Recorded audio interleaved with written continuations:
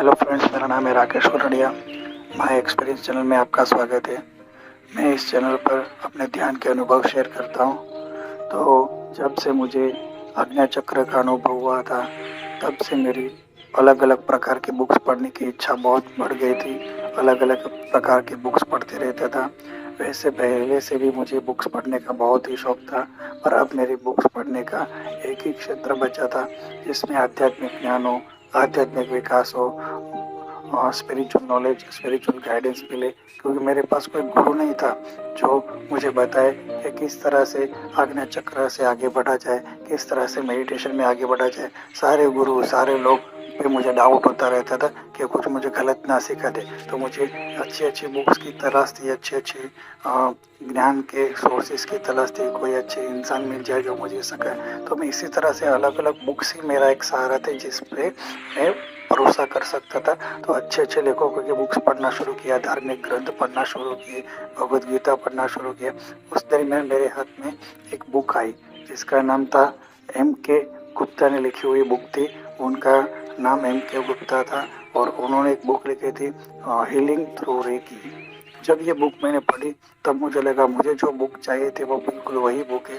क्योंकि रेकी कहाँ से शुरू हुई, ध्यान कहाँ से शुरू हुआ, ध्यान के अंदर जो चक्र होते हैं वो एकदम डिटेल में उन्होंने बताया हुआ था। तो एक एक चक्रों के बारे में, सब कुछ बारे में मैंने पढ़ा। पर उसने उसके अंदर ऐसा लिखा था कि यूनिवर्सल एक एनर्जी होती है जो पूरे ब्रह्मांड में फैली हुई है। वो इंसानों, पृथ्वी, सब में से पसार होती है। हर चीज के आसपास रह की एनर्जी मौजूद है। लेकिन की एनर्जी क्या है, क्या मेरे शरीर में से बहती है? तो उसमें ऐसा बताया कि अपने हाथ खींचो और हाथ खींच के देखो कि आपके आपके हाथों के बीच में कुछ ऊर्जा आती जाती महसूस होती है कि नहीं। अगर आपको महसूस होती है तो उसमें आप आगे बढ़ सकते हो। तो एक बार ये बुक पढ़ रहा था और जब उसमें वो टेक्निक आई अपने हाथों के अंदर फील करने की, तो मैंने सोचा ऐसा थोड़े होते रहे कि ये सब एनर्जी कभी महसूस ही नहीं हो सकती। एनर्जी कभी दिखती नहीं तो कैसे महसूस होगी। और वो कह रहा था आपके हाथों के अंदर वो ऊर्जा मौजूद है। तो मैंने कहा ठीक है, करके देखते हैं। तो जब मैंने घिस के देखा तो सच में मेरे दो हाथों के बीच में कोई एक मैग्नेटिक एनर्जी ट्रांसफर हो रही हो मेरे हाथों के बीच में। कुछ ऐसा, मतलब सबको ये महसूस हो ऐसा जरूरी नहीं कि सबको महसूस हो ही। पर अगर आपके माइंड एकदम उस ऊर्जा के ऊपर है, आपका माइंड एकदम उस प्रक्रिया के ऊपर है, तो वो ऊर्जा सूक्ष्म ऊर्जा है। शायद आपको महसूस हो या ज्यादातर लोगों को महसूस नहीं भी होती। पर क्या, मेरा फोकस ही उस क्षेत्र में, मेरा फोकस ही उस दिशा में था। तो जैसे मैंने वो अपने हाथ की और दोनों हाथ के बीच में चेक किया तो करीबन 4 या 5 इंच की दूरी पे मुझे दो हाथों के बीच में ऊर्जा का संचार होता हुआ ऐसा महसूस हुआ। तब मुझे लगा अरे ये सच में मौजूद है। तो मैंने सोचा मेरा भ्रम तो नहीं। फिर मैंने और चेक किया तो सच में वो मौजूद थी।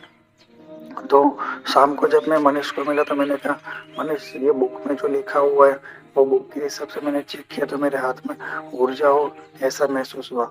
मनीष कहता तो इस क्षेत्र में जा रहा है तो तुम्हें ऐसा बार बार महसूस होता होगा, मैं तो कुछ महसूस नहीं होता। मुझे लगा कि सब लोगों को नहीं हो रहा है तो क्या मुझे हो रहा है, वो मेरा भ्रम है।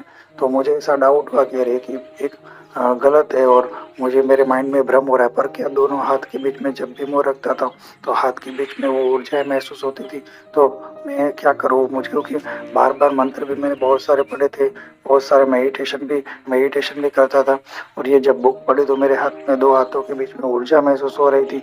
तो मैंने सोचा सबको नहीं हो रहा और मुझे हो रहा है तो कुछ गड़बड़ है। या तो मेरा भ्रम है जिसमें मैं डूबता जा रहा हूँ, या तो फिर सच में ये ऊर्जाएं मौजूद है। तो इसको चेक कैसे किया जाए, इसको कैसे कहूँ कि ये सच में मौजूद है या फिर ये मेरा मन का भ्रम तो नहीं। तो फिर शाम को जब मैं वापस आया तब मेरा भाई बाहर से आया हुआ था। तो उसने कहा कि मेरा पेट दर्द हो रहा है। मैंने कहा क्यों भाई पेट दर्द हो रहा है? तो उसने कहा बस मैं अभी अंदर के रूम में जाके सो रहा हूँ। तो मैंने कहा ठीक है, एक काम करता हूँ, मैंने एक बुक पढ़ी उसके हिसाब से मैं आपको पेट में ऐसा रेकी करके दूँ। क्योंकि बुक में ऐसा लिखा है कि उस कहीं पे भी प्रॉब्लम हो तो वहाँ पे अपने ऊर्जा वाले हाथ रखो तो उसका प्रॉब्लम दूर हो जाता है। मैंने कहा करके दूँ? तो उसने कहा करो ना भाई, जो आता हो करो, मुझे पेट दुख रहा है। तो मैंने कहा ठीक है तुम सो जाओ। तो उसको सुला दिया और पेट पे हाथ रखा। जैसे पेट पे हाथ रखा मेरे हाथ में गुदगुदी होने लगी।